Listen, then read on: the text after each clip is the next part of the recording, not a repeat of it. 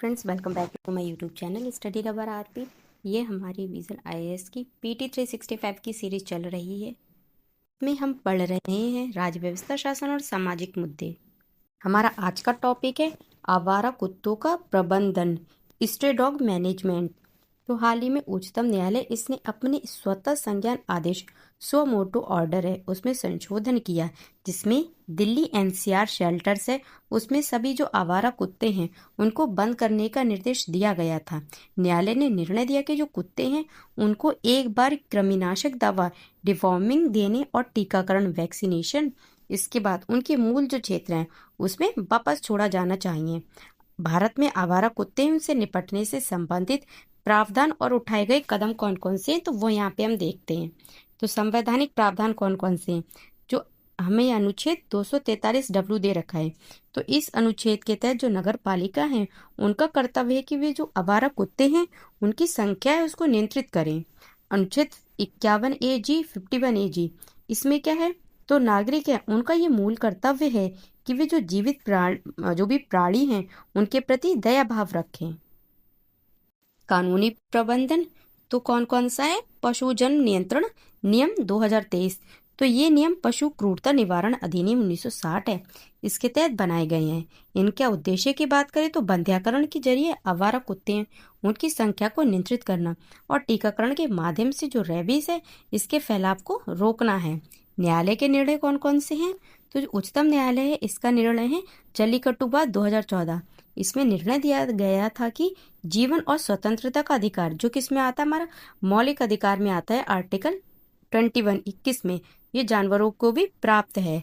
People for elimination of street trouble बनाम भारतीय पशु कल्याण बोर्ड मामला है। इसमें उच्चतम न्यायालय ने सभी जो आवारा कुत्ते हैं उनके यहाँ तक कि परेशान करने वाले जो कुत्ते हैं उनको भी इन्होंने मारने पर रोक लगा दी थी। हमारा नेक्स्ट टॉपिक है परिशिष्ट वन। इसमें क्या है, राष्ट्रपति बनाम गवर्नर, प्रेसिडेंट वर्सेस गवर्नर। तो भारत के संवैधानिक प्रमुख कौन कौन, राष्ट्रपति बनाम राज्यपाल। तो इनकी यहाँ पे देखेंगे पद, नियुक्ति और पदच्युति।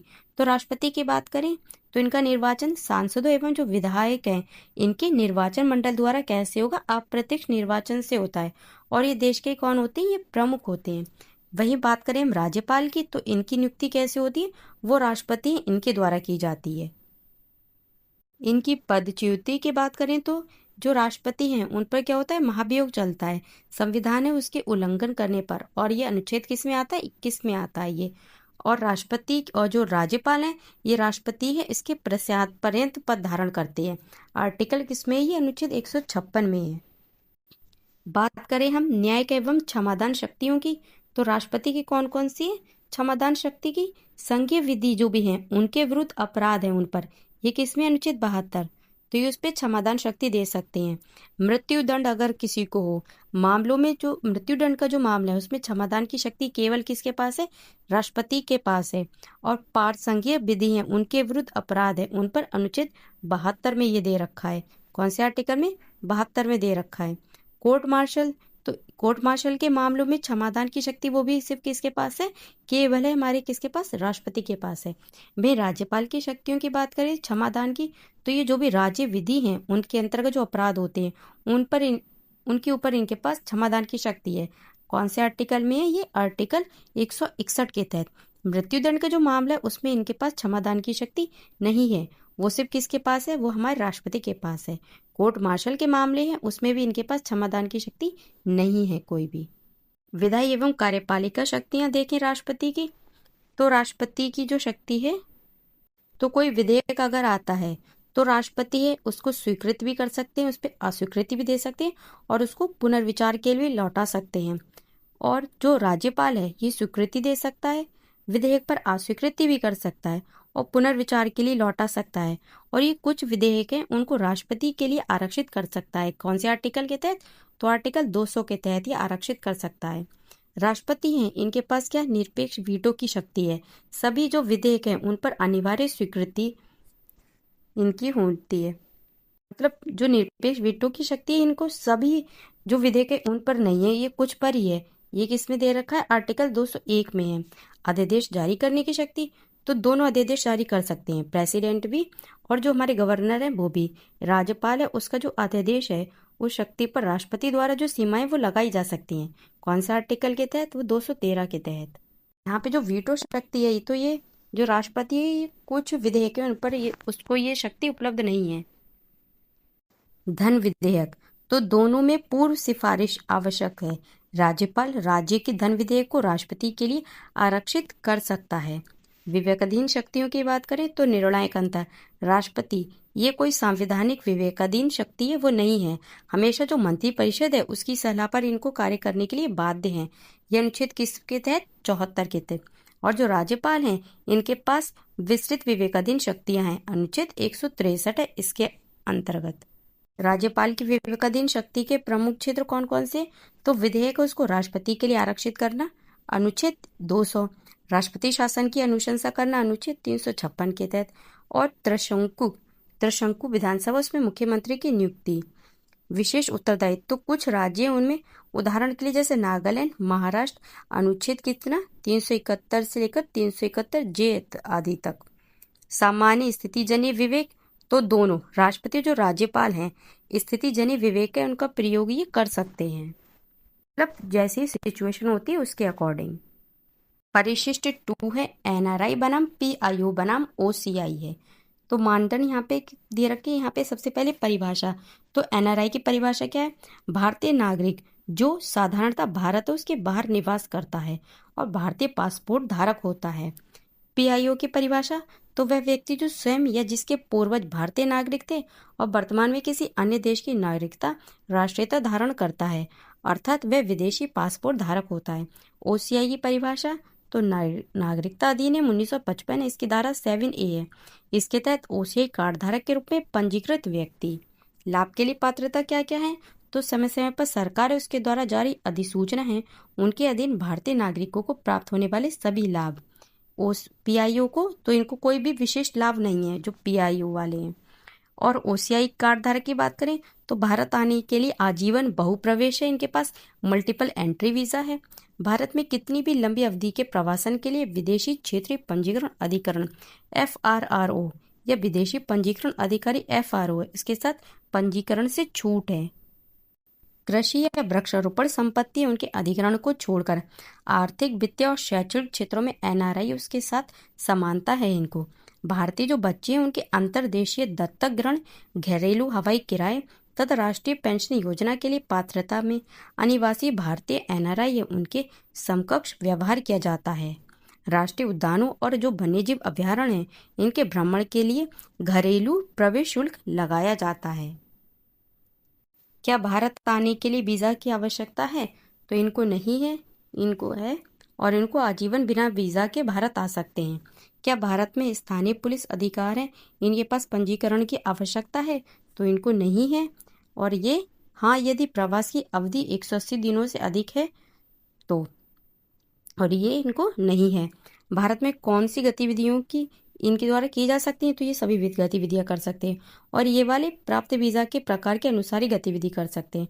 और ये लास्ट में ये जो है ये अनुसंधान कार्य को छोड़कर सभी गतिविधियां हैं। अनुसंधान के लिए संबंधित भारतीय मिशन पोस्ट FRRO इससे विशेष अनुमति आवश्यक होती है। भारतीय नागरिकता कैसे प्राप्त की जा सकती है? तो एनआरआई कैसे प्राप्त करेंगे? वह एक भारतीय नागरिक होता या होती है। बात करें पीआईओ की तो नागरिकता अधिनियम 1955 है, इसकी धारा 51A और 51C इसके अनुसार पंजीकरण हेतु आवेदन करने से पहले उसे 7 वर्षों तक भारत का साधारण निवासी होना चाहिए।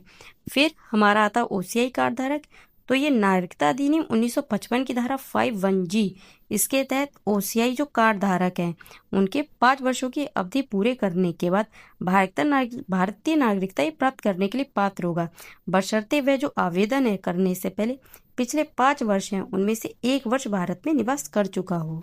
थर्ड परिशिष्ट है यूपीएससी का विकास क्रम, इवोल्यूशन ऑफ यूपीएससी। तो कॉर्नवालिस कोड 1793। तो जो गवर्नर जनरल लॉर्ड कॉर्नवालिस हैं ये भारत में सिविल सेवाओं के जनक के रूप में जाने जाते हैं। इन्होंने भारतीय सिविल सेवा ICS है इसकी आधारशिला रखी थी। चार्ट अधिनियम 1853, तो भर्ती में ईस्ट इंडिया कंपनी है इनके संरक्षण को समाप्त कर दिया गया था और खुली प्रतियोगिता इसके माध्यम से भर्ती का निर्देश दिया गया। फिर आते हैं लॉर्ड मैकाले समिति 1854, तो योग्यता आधारित मेरिट बेस्ड प्रतियोगिता परीक्षा की इन्होंने इस प्रणाली की सिफारिश की। आईसीएस में सफल होने वाले प्रथम भारतीय 1864, तो 1864 में सत्येंद्र टैगोर हैं, ये पहले भारतीय बने जिन्होंने आईसीएस परीक्षा इसमें सफलता प्राप्त की थी। एचिसन आयोग 1887, तो सेवाओं को 3 समूह अर्थात इंपीरियल, प्रांतीय और अधीनस्थ हैं इनमें पुनर्गठित करने की सिफारिश की। भारत सरकार अधिनियम 1919, तो इसके तहत पहली बार लोक सेवा आयोग है इसके गठन का प्रावधान किया गया है और यह सिफारिश की गई कि 1/3 भर्तियां भारत में की जाएं। 1992 के बाद भारत है उसमें भी परीक्षाएं आयोजित होने लगी और पहली बार कहाँ पे हुई थी? इलाहाबाद में हुई थी। ली आयोग 1924, तो इसकी सिफारिशों के बाद भारत सरकार अधिनियम 1919 है इसके तहत 1926 में प्रथम लोक सेवा आयोग इसकी स्थापना की गई। इसके अध्यक्ष कौन थे? तो वो थे सर रॉस वॉकर थे। भारत सरकार अधिनियम 1935, तो इसमें संघ है इसके लिए एक लोक सेवा आयोग और एक प्रांतीय लोक सेवा आयोग है इसकी परिकल्पना की गई थी। जब 1937 में अधिनियम प्रभावी हुआ तो लोक सेवा आयोग है संघ लोक सेवा आयोग एफपीएससी है वो बन गया। संवैधानिक अधिदेश, तो 1947 में भारत की स्वतंत्रता के समय एफपीएससीएस के प्रथम भारतीय अध्यक्ष एच के कृपलानी हैं वो बने और 26 जनवरी 1950 को संविधान के लागू होने पर एफपीएससीएस को अनुच्छेद 315 है इसके तहत वर्तमान संवैधानिक दर्जा है वो प्राप्त हुआ और यह संघ लोक सेवा आयोग यूपीएससी कहलाया। परिशिष्ट 4 है प्रमुख नमूना पंजीकरण प्रणाली एसआरएस और नागरिक पंजीकरण प्रणाली सीआरएस रिपोर्ट डेटा 4। तो यहाँ पे मानदंड परिभाषाएं हैं। तो सबसे पहले क्रूड बर्थ रेट सीबीआर, तो क्रूड बर्थ रेट सीबीआर ये क्या है? ये एक वर्ष के दौरान हुए जो जीवित जन्मों की संख्या डिवाइड बाय वर्ष के मध्य की जनसंख्या मल्टीप्लाई बाय 100। तो एसआरएस रिपोर्ट है उसकी 2021 द्वारा उजागर किए गए रुझान। तो जो सीबीआर है इसमें 11% की गिरावट दर्ज की गई है और ये 2011 में 21.8 थी जो 2021 में घटकर कितनी हो गई? 19.3 रह गई। राज्यवार स्थिति देखें तो सबसे अधिक कहाँ पर है? वो बिहार में है, कितनी? 25.6 और सबसे कम कहाँ पर है? केरल में है, 12.9। जनसंख्या की संरचना, कुल जनसंख्या का प्रतिशत, तो 0 से 14 आयु वर्ग है वो कितना है? ये 1931 के 36.3% से अब घटकर 2021 में कितना रह गया? 24.8% तक आ गई है। आर्थिक रूप से सक्रिय जनसंख्या, तो ये कौन से वर्ष की बात हो रही है? 15 से 59 वर्ष, इसमें बढ़ोतरी हुई है और ये 1991 में 57.7% थी जो 2021 में कितनी हो गई? 66.2% हो गई है, 66.2%।